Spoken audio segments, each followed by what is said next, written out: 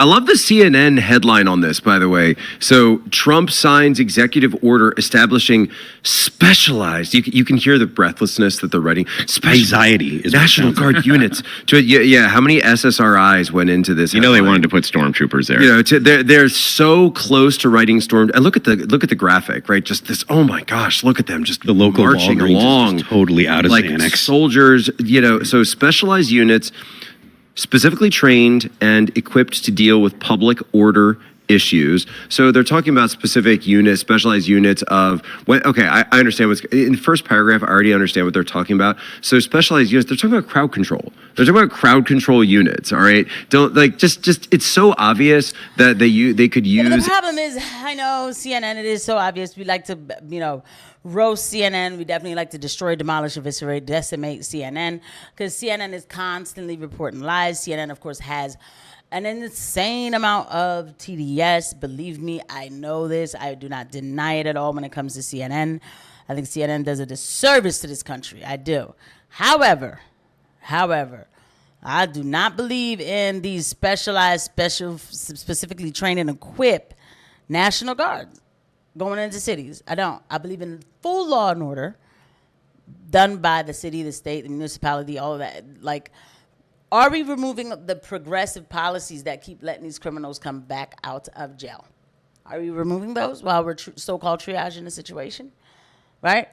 I'm sorry. I have a problem with militarized people here coming here and for law and order. It'd be one thing if it was, for standard law and order. Anyway, I'm going too far into this introduction. This is Andrew Wilson, who is taking over the Tim Pool show, thank God. And they are going to discuss roast, eviscerate, decimate CNN for appearing to be dramatic, but I think to me finally asking some of the right questions.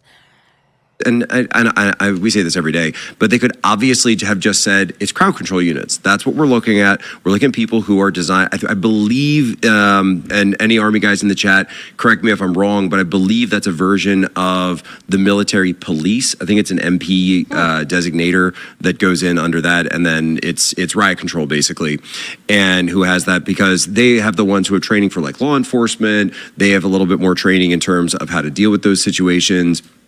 And that's what they're sending in. So specialized units. It sounds so much scarier when you say it that way. But also, and this is what they're all losing their mind about, they're losing their mind that Trump is saying 19 more cities, potentially Chicago. Andrew, what do you think? Well, I saw New Scum, and he was going to town about this and saying that it's all a ploy by Trump in order to steal the midterm elections. And that's why they're mobilizing troops all over the place. Now, this, of course, was carryover from his massive embarrassment when his little speech got raided by ICE, which was hilarious. Right? It was hilarious. But this is what they're all upset about. The truth is that there used to be an ongoing meme that we would lose more people in Chicago in a day than we did in the Afghanistan war. During the war on terror, I remember this. And it's true. That's been going on. Now, people forget. Go back to when Trump gave his very first victory speech. You remember all the commentators were saying it's about strength because he said, American carnage, the days of American carnage are over. So this shouldn't be a surprise to people. Trump's been talking about doing this for a long time. He talked about doing it when he was running the first time. He talked about possibly mobilizing the military to go into these places where we're losing more people than we were in legitimate wars. So I think it's a good idea. I would like to see more troops. I'm curious how many of the 19 cities in question, how many of them have Democrat mayors? Probably all of them. I mean, so they asked him this question in the Oval Office earlier today, and they said, are you going to be sending troops to red cities? And he just gives the reporter a look like, what red cities? Does anyone know any reds? Can we name these red cities? Have you heard of these red cities? There are no red cities. Yeah, but he's sending them into red states. And so I don't know if, when I looked at the list, people were showing that all the states were red. So are the troops going, because one of the states was fucking South Dakota, sorry for cursing. There was Nebraska? I didn't know that the cities in Nebraska were all of a sudden having high crime situations. I mean, I never heard of Nebraska or South Dakota on the news. I didn't. So are the troops, are they going to just stay in the cities in Nebraska that's causing a huge problem for the country? Are they going to stay in the cities, or are they going to, I don't know, maybe float around, go to different places in the States? They're going to go up to the mountains. So I don't know. You know what I mean?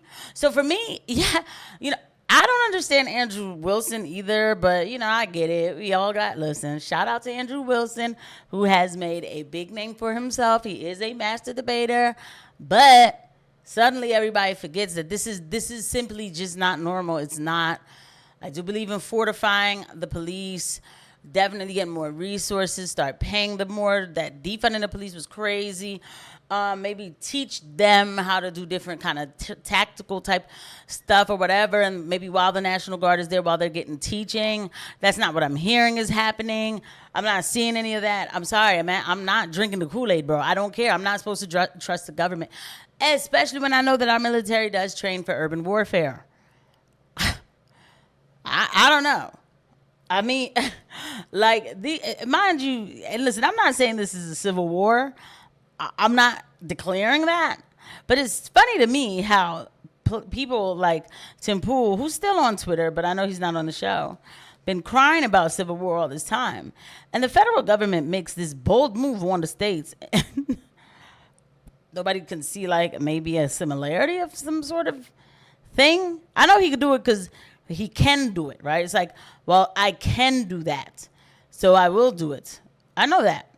But it's still quite the, it's still quite the bold move. And even in some of the large cities where you may nominally have a Republican mayor, or New York's got an independent right now, the city is still blue. It's still very, very blue. The point being is they've allowed that blueness or whatever, the liberalism and soft on crime approach, because you have to consider the rights and the interests of the criminal actually coming before the rights of tourists, citizens, children, family, thinking about New York, but any of those people who actually have much more of a right to those streets than the criminal does. Well, look at San Francisco. Look at many of these places where you have junkies in the street in a zombie-like state. You guys remember seeing all those videos? Of course. They're going through, they're scanning them, and these guys are just hanging there like it's Night of the Living Dead. I'm from the Philly area, and we've got a place like that called Kensington, and they actually refer to it now as Kensington Beach. And you can go on Instagram and find Kensington Beach accounts or whatever, and you can get T-shirts that say Kensington Beach, because there are so many people laying out that it looks like they're at the beach because it looks like they're suntanning or something. Well, let me ask you something. Don't you consider it, I know it's not constitutional treason, but in your mind, isn't it somewhat treasonous that the mayors of these cities and governors of these states essentially are soft on crime in order to placate a minority group whose votes they want? It's part of them bribing the election. That's actually a lie. They're just doing it for the constructed chaos that'll swing the pendulum back too far the opposite way, which is what we're seeing now. And I just don't understand how people don't see it for what it is. Who gives a damn if black people, just go ahead and say black people, are mad that people are being arrested? Nobody gave a damn before, right? And look, I certainly don't give a damn. Okay, get the criminals. I don't care if every last one of them are black. Get them off the streets. I don't care. With that said, though, back in the 90s, Rudy Giuliani cleaned the streets of New York. They did not play, okay? Those cops was picking up everybody. It didn't matter what color you were. They did not play. New York was clean. They didn't give a damn who was crying about arresting this and arresting that and racism and this, that, and the third. They did what they wanted to do, and guess what? They still were getting voted in. So why is this all of a sudden a discussion about for their votes? It is not for their votes. It is for a constructed chaos. That is very chaotic. Don't get me wrong again. Kensington does look crazy. It is crazy. There's a bunch of people laid out there. I mean, a lot. It's a mess. It is a mess. They should be picked up and taken to involuntary drug rehab. Absolutely. And if you find you on the street again doing that, you need to go to the jail because you have become a danger to yourself and others. But this is not a reason to militarize and federalize and for the executive, the federal government, to step in on the states. But I guess for my base reasons, it's base. How long until it's not content anymore, and it becomes that they're knocking on everybody's doors asking you, what are you doing inside your house? I don't know. I'll see you guys at the next one. Bye.